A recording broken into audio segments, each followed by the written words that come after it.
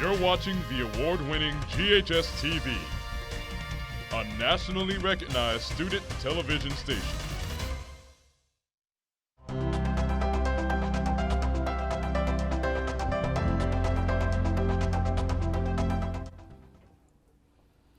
Welcome to Inspiring Leaders. I'm Donna Chandler Newman, your host for Inspiring Leaders, and thank you for watching our program.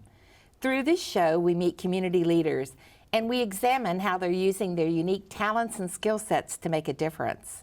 And through our discussions, we hope to inspire others to discover and to share their own leadership abilities for the overall betterment of our community.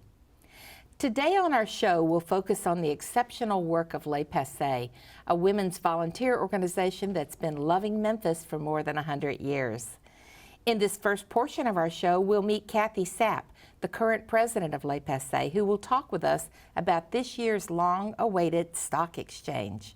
And in our second segment, Kathy and I will be joined by Judy Ashby, longtime Board of Directors member, who will talk with us about their highly respected Les Passés Kids on the Block program. Joining us now is Kathy Sapp, president of Les Passés. Welcome, Kathy. Thank you for having us, Donna. We're excited about this. I'm so glad that you're with us today, and I'm just so excited. Now, full disclosure, I must say that I am indeed a member of Les Passés, and actually on the executive board for a couple of years in a row, and proud to be a member. Well, thank you for having us. Well, thank you. And listen, Kathy, let me ask you, you've been a member for a very long time, I think longer than I have. Tell me how you first became acquainted with Les Passés. Actually, I retired from an international transportation industry job, and my best friend Jennifer Lassiter was involved with Les Passés and had been for over 10 years. And so we just, she thought it would be a good fit with me, and it has turned out to be a very good fit. It has turned out to be a good fit. And as a matter of fact, I think you've had, gosh, pretty much every job we have in the organization before becoming president, haven't you? I've had quite a few. I was I was chair and co-chair of finance for Stock Exchange, which is our largest fundraiser. I was media chair at one point, sponsorship committee, treasurer, which was a couple of year commitment. So it was a lot of fun. Yeah, treasurer. Learned a whole lot. I bet you did. And you're using it all very well right now as the president, aren't you? I hope so. I hope you are too, and I know you are actually. Well, okay, so let's talk about Les Passés itself. Besides your history, it has quite a history. Tell me about Les Passés' 100+ years. It's got a fabulous history, actually. It was started as a supper club in 1910. And 9 short years later, they became a full-fledged volunteer organization, and now we're the oldest women's volunteer organization in the city of Memphis. Oh, that's amazing. It really is. So we're glad to be contributing to the community every which way. We've had a number of causes over time. I know today we'll be talking about Les Passés Kids on the Block, but we also support another charity as well. Tell us what that is. We support Harwood Center, which is a organization that supports children who are between 18 months and 4.5 years, where they kind of fall in between the cracks of the state. And those are the most formative learning years. So we felt like as an organization that supports children in our community, that was a good fit with us as well. And the intent is to mainstream them after. Correct. Into mainstream school system. Okay, gotcha. Okay, so we alluded to the mission of Les Passés, but what is the exact mission? Our mission is to support children and their families in our community. Well, that's a broad mission, but also one that encompasses a lot of good work, too. It really does. We've worn several hats over the years, so and it all fits within that criteria. Yes, it does. I mean, at one point we had the MIFA house, correct?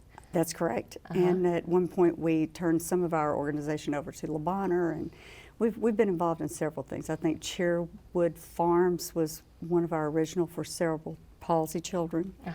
And we actually, even as a supper club, had got into the volunteer organization and into the community by rolling bandages during World War I. So. Oh my gracious, that is a rich history, it is.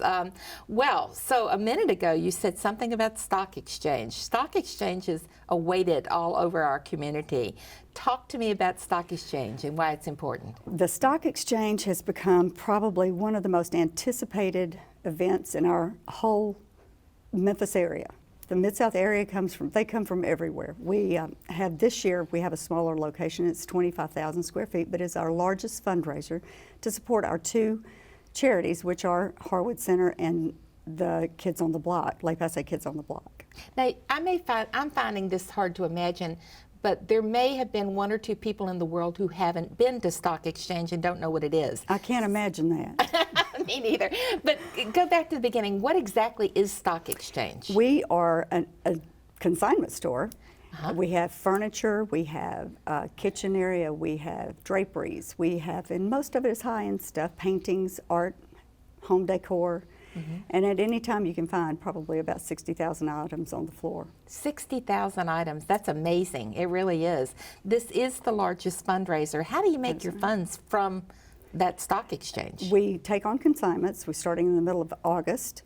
And we have a preview party in usually the middle of September. This year we moved it up by a week because we needed to clear out some floor space because we have a lot of consignment that is in.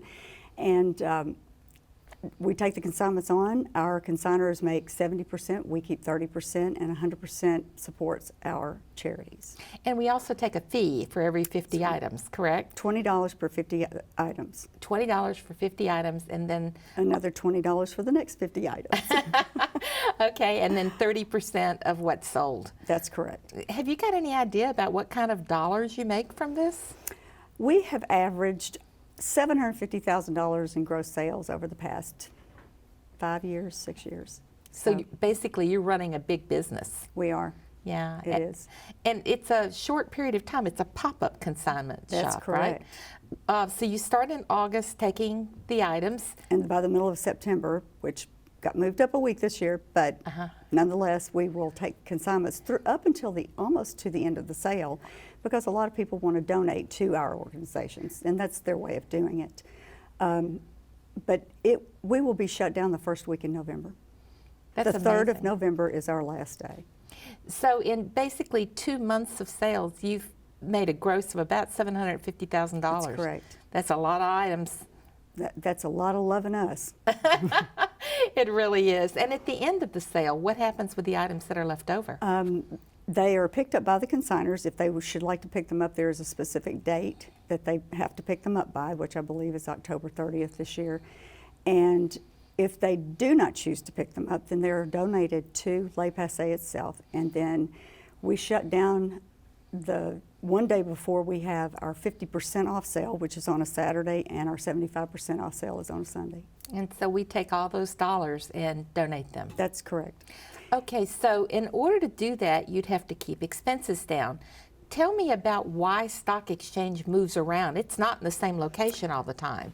You're right. We usually go where the rent's right, which is free, and we have several organizations and businesses and philanthropists in our community, and Ron Bells was gracious enough to give us the location this year, and we're so thankful for it because it is everything. Location, location, location. We do better some years because of our location. And this one is a furniture showroom, so it fits all the criteria that we need, and we so appreciate it. You know, I've worked in the back before a long time. I'm rarely up front, but in the back we take in items. That's correct. And then they go to the floor. What happens then? How do you make it look like that showroom? We have some, I've been calling them little angels that come in the middle of the night sometimes and rearrange the vignettes so that you will go in, every day you come in, there will be something different that you recognize. You will see it. And so by moving things around, that must help sales. It does, and it showcases items that you would not normally have seen. I see. So I come into Stock Exchange if I want to consign something. I come in the back and I have a contract I sign, right? That's correct. Okay, and it gives all the terms and conditions That's and right. things like that. And then I give you my $20 and somebody sits down with me. How do we figure out what the item's worth? Well, normally our consigners have a general idea of what they'd like to get for their merchandise. And if they don't, then we give them some advice usually, because if you're there enough, you can pretty much tell what it's going to sell for. And sometimes we can't get in our venue what our customers would probably like to see out of it. And if that's the case, then we offer them an alternative. They can take it back and sell it at another showcase it somewhere else that it might be more fitting. Yeah, because we know what things will sell for because we're there, right? All the time. Exactly. So, okay, so what all do we have in that room, though? We have furniture. We have furniture, we have china, glassware, draperies, we have garden goods, we have paintings, we have original artwork, we have rugs, a huge amount of rugs. And they're all in great condition, and they're beautiful, and they're displayed beautifully. What is the impact of having a smaller space this year? We've had to be quite a bit more selective in what we've taken, and even though we have had to be more selective, we have still managed to take quite a bit, and our spaces are usually a grocery store that is 44,000 square feet, and this year we only have 25,000 square feet. So we've had to work around our space. But grateful for it, right? Yes, we are grateful for it. You know, when I think about it, the expenses are virtually almost nothing. We certainly have a computer system. We certainly have electricity to pay because we can't expect our generous landlord to pay that for us as well. We have insurance. Correct. Tell me about the labor. Well, first of all, this is the thing that amazes me most about the stock exchange is the fact that it is totally run by volunteers. It's amazing. And they work hard. It is not like one of your normal jobs that you would get paid to do. They are up there sometimes 12 hours in a day. Yeah. And even though they're not open that whole time, they are doing other things like dusting the furniture or moving the furniture around or showcasing different items or learning about something else that might benefit us in some way. So the women who are up there working are hard laborers. And we do pay some gentlemen, we call them red shirts because they would wear red shirts. Now some years they might be yellow shirts, but we still call them red shirts. And we pay them because they're young men who need the work, and they are glad to be there, and they move our furniture for us because there's some items that are just so heavy we couldn't do it even if we. I know we used to try, but we don't anymore. You know what we haven't mentioned? We have not mentioned the address for Stock Exchange. Where is Stock Exchange this year? It's a fabulous location. It's at 888 South White Station Road. It's in the old Decadent Avenue that is right next door to Bed Bath & Beyond, directly across the street from Michael's. So okay, so it's across from Eastgate. That's correct. Okay, tell me again? 888 South White Station Road. And I've been told the name of the shopping center is White Station Plaza. Okay, well, we're looking forward to it, and I can't wait to see everybody there. Well, thank you again for having us. Thank you. We're going to pause now for a short break. When we return, Le Passé President Kathy Sapp and I will be joined by Board of Directors member Judy Ashby to talk about the Le Passé Kids on the Block program. We see the potential in every single student. That sounds like a confession to me. I love watching these kids as they start as freshmen in high school and watching them mature and grow. It really is something special that is really what I love about my job. At last, my right arm is complete again! The theater program at GHS, it's something special. Is very intensive, it's very interactive. When a student starts here their freshman year, they start with Introduction to Theater. And after that year, they have a choice to either go into acting or technical theater. And then after that, they join our production workshop class. It's the class that is completely run by students. The students do mostly everything. We build the sets, we do lighting, we make the costumes, we do the shows. It's very fun. I mean, everybody's very supportive of each other. Now we're all in this together. It's taught me so much about how to act and how to have a stage presence. Not only are we teaching the students the skills that they need to be a great performer or a great stage manager or a wonderful lighting designer, we're teaching them skills that they're going to be able to apply to whatever they do in their life. You guys are fabulous! This department not only makes wonderful theater, but more importantly, this department makes wonderful people. For more information about the Kappa program, visit ghskappa.com or call 755-7775. You're watching the award-winning GHS-TV, a nationally recognized student television station. Welcome back. I'm your host, Donna Chandler Newman, and you're watching Inspiring Leaders. We're pleased to continue talking now with Le Passé President Kathy Sapp and to be joined by Board of Directors member Judy Ashby as we learn about their Le Passé Kids on the Block program. Thank you for staying with us, Kathy, and welcome, Judy. Thank you. I'm so glad you're both with us. Now, of course, the elephant in the room is what you're holding, and we will get to that in a minute because I really want to talk a lot about Kids on the Block. But before we do, Judy, let's talk about you and your background. How did you become acquainted with Le Passé? A friend of mine and I were asked to join. I decided to accept that offer, but she unfortunately moved out of town because her husband's job moved him to a different state. So I've been thrilled, just beyond thrilled, to be a member of Le Passé for 38 years. You know, and believe me, Le Passé is delighted to have you. In those 38 years, I said you were on the board of directors and a longtime member. You're now currently the sponsorship chairman, correct? That's correct. But you are also a past president. One of the things that fascinates me the most about Le Passé, I've never seen another organization like this, is that so many past presidents stay involved. Tell me why you think that is.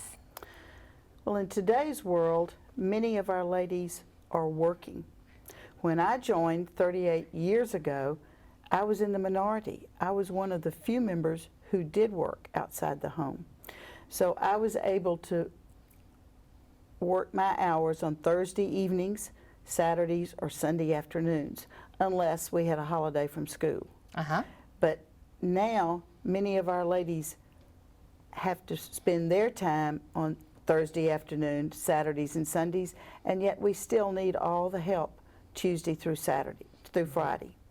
So, in that sense, it's important for those of us who have a history with Le Passé, who have participated for so many years and have a knowledge of the different areas in which we need to work to help these ladies so that they can also become members, so that when they retire or they have more time to spend, they will actually still be members and members in good standing.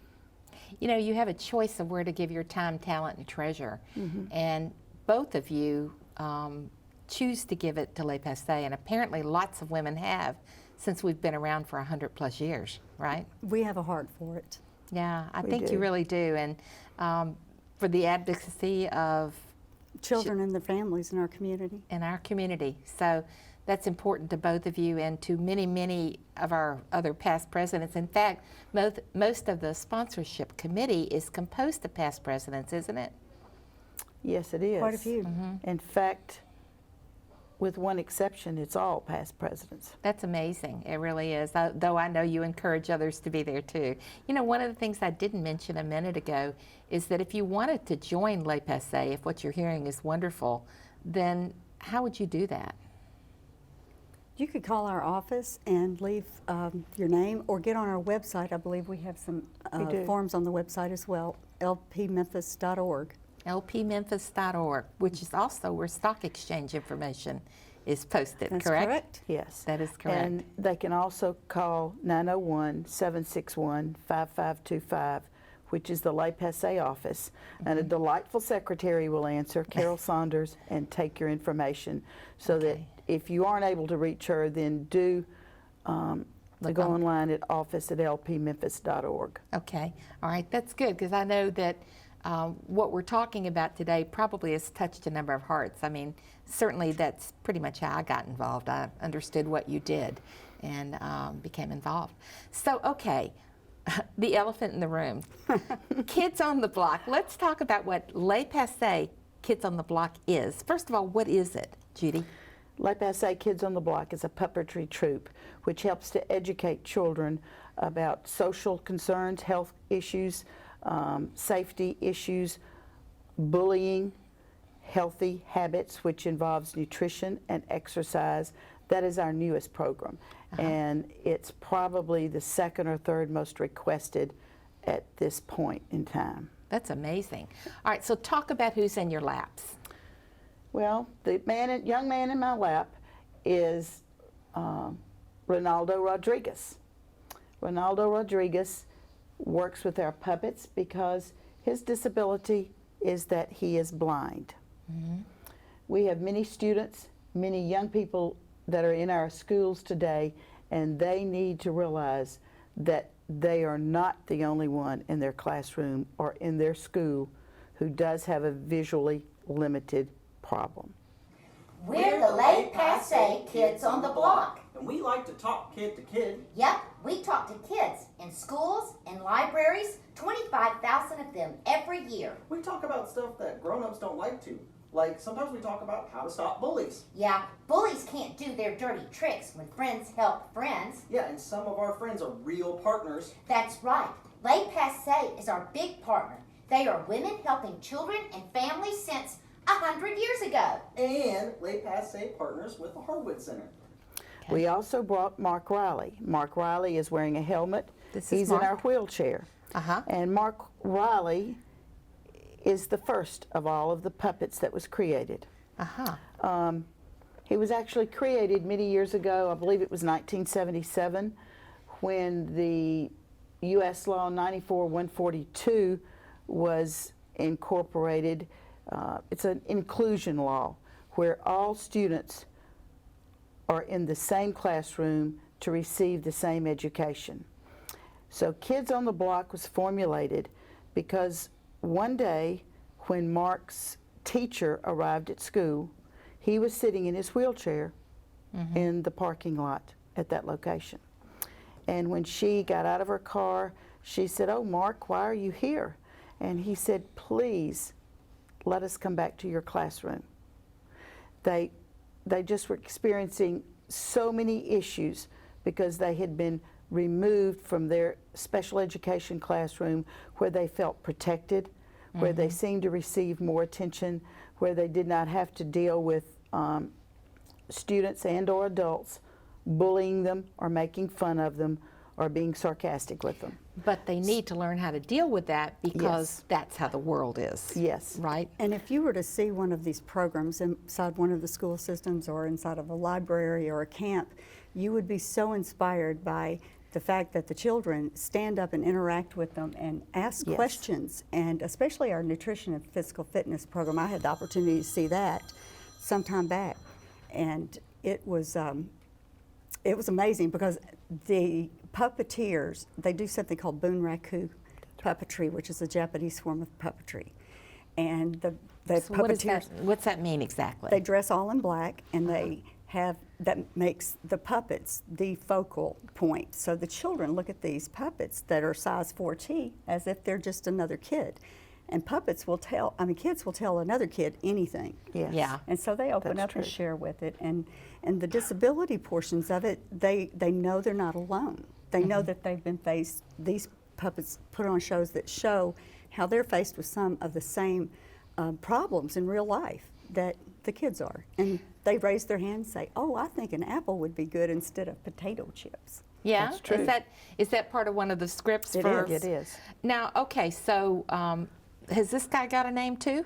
This young man is John Sanchez. And what does he do? John Sanchez participates in our no bullying script and in our healthy habits, healthy eating script, which involves nutrition and exercise. He has a friend, Claire Sanchez. She is not with us today. She's out getting a new dress, right? Yes. Actually, all of our young people are dressed in 4 toddler clothes. And we try to keep them current. That's exactly right. Yeah. One of the important things when the puppets are performing is that we want to keep the mood set for the students. So they do not see the puppets until after they're on the stage ready to perform. They don't see us unpack them or repack them. They only see them as individuals. Now, they are important to us and to the community. Why is this an important way to teach? Because that's the way the students live, and we must prepare them as they grow and mature into adulthood. And that's how they learn too, right? Yes, it is. You know, I've been to a puppet show before, as y'all of course have, but I've got to say I was fascinated with the students coming up and telling, you know, this guy their troubles about bullying and all. I was really fascinated with that. That's because he listens. Because he, you know, looks more like their size than, you know, And the they're puppeteers. dressed the same way. And some of these, and you have to realize that the scripts that we have, that the puppeteers go into the schools, are professionally written, and most of our puppeteers are have been school teachers at some points in their lives. So whenever you're responsible for teaching your other people's children something, then you make sure that you have qualified individuals to go in and do it. You know, if I wanted to sponsor something, a puppet or a puppeteer even, how would I go about doing that? You would need to call the Le Passé House office at 901-761-5525 and ask to leave a message for Susan Irvin. She is our head puppeteer, and she can provide all of the information you need. We have about 34 to 36 puppets. Right now we don't need any more puppets. What we need is sponsor a puppeteer. Our puppeteer's starting salary is $15 an hour. So for as little as $15 an hour and a $15 donation, you have helped us provide a service for 1 hour, and that would be absolutely fantastic. It would, it would. And so if I decide to do 100 hours, if I gave you $1,500, then you now have a whole lot of time, right? That would pay for 3/4 of a year. That sounds perfect then, it really does. Yes, it would. Well, okay, so these puppets are a piece of our mission. They are labeled with our brand, Le Passé, Kids on the Block, and they're very important to the community. Tell me once more, they are paid for, in large part, by Stock Exchange. So one more time, give me the address for Stock Exchange. 888 South White Station Road. 888 South White Station Road. So come support Le Passé, Kids on the Block, by supporting Stock Exchange. And support the children in our community. Absolutely, absolutely. Thank you, ladies, for the great work you do. Thank you for having us. I've really enjoyed seeing y'all. I've enjoyed meeting these guys, too. They were excited to be able to get out and about. I bet they are. Thank you for being with us today for Inspiring Leaders. We appreciate our guests on today's show, Kathy Sapp and Judy Ashby, both with Le Passé. Please remember to support both Le Passé programs we talked about today, Stock Exchange and Le Passé Kids on the Block. And let's help Le Passé continue their extraordinary work for our community. If you'd like further information on Le Passé, their website again is lpmemphis.org. And yes, it has all the details on it of the Le Passé Stock Exchange, including the address and the dates and hours of operation. I'll certainly be at Stock Exchange, and I hope to see you there as well. Again, that's lpmemphis.org. If you're interested in the air dates of Inspiring Leaders or for the station's complete programming guide, then please visit GHS-TV.org, where we're streaming live 24 hours a day. You can keep up with GHS-TV by visiting our website. We hope you'll like us on Facebook and follow us on Twitter, Instagram, and YouTube. Thank you again for joining us, and be sure to watch our show, Inspiring Leaders, again next month.